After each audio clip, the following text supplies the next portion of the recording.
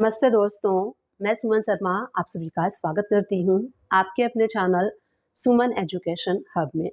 Last year government 43BH लेके आई थी MSME के लिए और इससे एमएसएमई को काफ़ी बेनिफिट था क्योंकि जो 43BH है वो स्पेशली एमएसएमई के लिए एंड स्पेशली जो माइक्रो एंड स्मॉल इंटरप्राइज होते हैं उनके बेनिफिट्स के लिए गवर्नमेंट लेके आई थी। क्योंकि क्या होता है कि जो माइक्रो एंड स्मॉल इंटरप्राइज होते हैं ये जो है काफ़ी छोटे व्यापारी होते हैं, इनका जो पेमेंट है वो काफ़ी सारे जो उनके बायर जो होते हैं वो काफ़ी लेट करते हैं। इससे क्या होता है कि उनको भी प्रॉब्लम होती है, गवर्नमेंट को भी प्रॉब्लम होती है।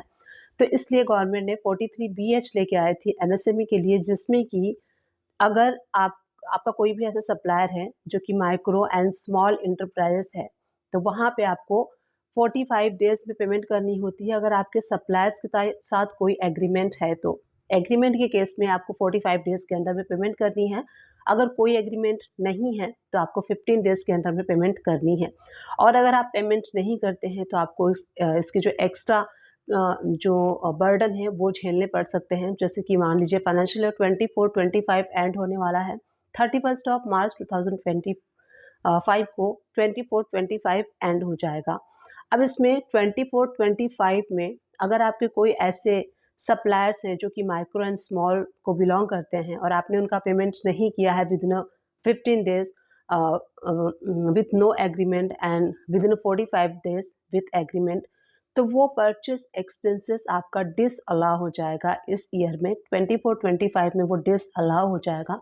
ये कैरी फॉरवर्ड हो जाएगा नेक्स्ट ईयर के लिए और नेक्स्ट ईयर में जब भी आप पेमेंट करेंगे अपने सप्लायर्स को तो वो परचेस एक्सपेंसेस आपको अलाउ होगा। अब इसके देखिए एक्स्ट्रा जो नुकसान है वो क्या होगा, वो ये होगा इस ईयर में अगर आपने उनका पेमेंट नहीं किया, नेक्स्ट ईयर में करते हैं तो जो पीरियड है, जितने पीरियड का गैप है उसका आपको अपने एमएसएमई को इंटरेस्ट पे करना होगा। और इंटरेस्ट पे कितना करना होता है आपको, 3 टाइम्स ऑफ आरबीआई इंटरेस्ट, इतना नुकसान आपको होगा। तो इट्स बेटर कि अगर आपके जो सप्लायर हैं माइक्रो एंड स्मॉल इंटरप्राइज से बिलोंग करते हैं तो आप उनका पेमेंट कर दीजिए, क्योंकि माइक्रो एंड स्मॉल का जो पेमेंट होता है वो छोटा पेमेंट होता है, तो आपको वो पेमेंट कर देना है सो दैट आपको भी इससे बेनिफिट हो और उनको भी इससे बेनिफिट होगा। अब आपको पता कैसे चलेगा कि आपके कंपनी में कौन से माइक्रो एंड स्मॉल इंटरप्राइज हैं? तो सिंपली आपको क्या करना है, आप जिस भी अकाउंटिंग सॉफ्टवेयर में वर्क करते हैं, let's take an example, if you are working with Tally Prime, तो टैली प्राइम में आपको अपने सन्ड्री क्रेडिटर को एक्सपोर्ट कर लेना है।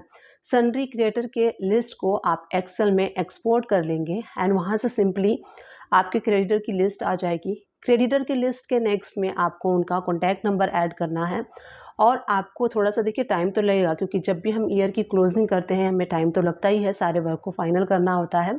तो सारे क्रेडिटर को आप क्रेडिटर का आप नेम रख लीजिए और कॉन्टैक्ट नंबर रख लीजिए और हर पार्टी से फॉलोअप कीजिए कि वो एमएसएमई में रजिस्टर्ड तो नहीं है। अगर एमएसएमई में रजिस्टर्ड है तो उनका एमएसएमई रजिस्ट्रेशन फॉर्म मांग लीजिए, उस पर नंबर होता है एमएसएमई रजिस्ट्रेशन का, तो वो आपको वहाँ पे टाइप कर लेना है। अब इससे आपको क्या हो जाएगा, आप फिल्टर लगा सकते हैं। मान लीजिए कि कोई सप्लायर आपका स्मॉल इंटरप्राइज में, अब आपको कैसे पता चलेगा, एमएसएमई रजिस्ट्रेशन तो micro small and medium enterprise होते हैं, तो मीडियम को इसमें नहीं रखा गया है, इसमें सिर्फ स्मॉल एंड जो माइक्रो इंटरप्राइज हैं उसी के लिए जो 43BH रूल है वो एप्लीकेबल है, मीडियम के लिए नहीं है। तो माइक्रो एंड स्मॉल आपको कैसे पता चलेगा, जब एमएसएमई रजिस्ट्रेशन होता है तो एक एमएसएमई रजिस्ट्रेशन नंबर मिलता है, तो एमएसएमई रजिस्ट्रेशन नंबर से आप सर्च कर सकते हैं, ऑनलाइन सर्च कर सकते हैं।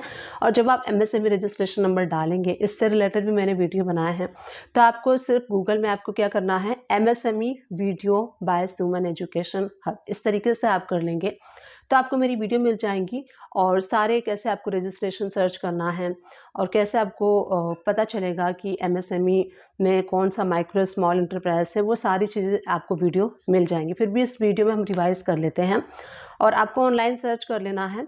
जैसे ही आप एमएसएमई नंबर डालते हैं अपने सप्लायर का, तो वहाँ पे एक डिटेल ओपन होके आती है जिसमें कि उस पर्सन कंपनी से रिलेटेड सारी इंफॉर्मेशन आपको डिस्प्ले होती है, जहाँ पे कि ये क्लियरली मेंशन होता है जो आपका सप्लायर है, जो कंपनी है जिसको आप सर्च कर रहे हैं, वो माइक्रो में फॉल होता है, मीडियम में फॉल होता है या फिर स्मॉल में फॉल होता है। क्लियरली मेंशन होता है माइक्रो इंटरप्राइज, स्मॉल इंटरप्राइज और मीडियम इंटरप्राइज।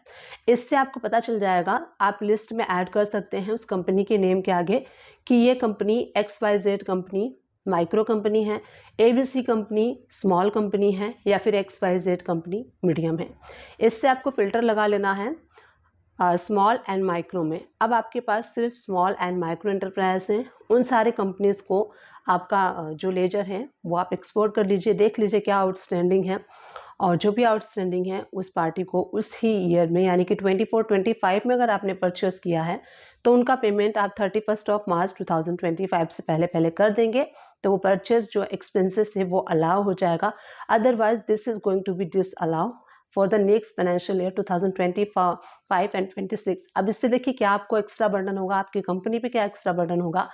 ये खर्चा तो आपको डिस अलाउ हो ही जाएगा, नेक्स्ट ईयर मिलेगा। और जो आपको इंटरेस्ट है, अपने MSME को पेमेंट आपने नहीं किया, उसके अगेंस्ट में आपको इंटरेस्ट पे करना होगा। RBI इंटरेस्ट रेट के अकॉर्डिंग 3 टाइम्स आपको जो है उसका इंटरेस्ट पे करना होगा। तो ये अल्टीमेटली बहुत ही ज़्यादा नुकसान आपके लिए है। तो सबसे बेस्ट तरीका है कि आप अपने स्मॉल एंड जो माइक्रो एंटरप्राइज हैं उनका आप पेमेंट कर दें विद इन 15 डेज़ अगर कोई एग्रीमेंट नहीं है आपके सप्लायर्स के साथ, और विद इन 45 डेज़ अगर आपके सप्लायर्स के साथ कोई एग्रीमेंट है, आपके सप्लायर्स जो हैं वो एग्री करते हैं कि ठीक है 45 डेज़ में आप हमें पेमेंट कर दीजिए, हमें कोई प्रॉब्लम नहीं है, एग्रीमेंट है, तो उस केस में आपको 45 डेज़ में पेमेंट करना है। उम्मीद करती हूँ ये जो MSME से रिलेटेड मैंने वीडियो आप लोग के साथ शेयर की है, वीडियो आप सभी लोग के लिए हेल्पफुल रही होगी। अगर हेल्पफुल रही है तो प्लीज़ चैनल को लाइक शेयर सब्सक्राइब कर दीजिएगा। Thank you for watching, keep watching.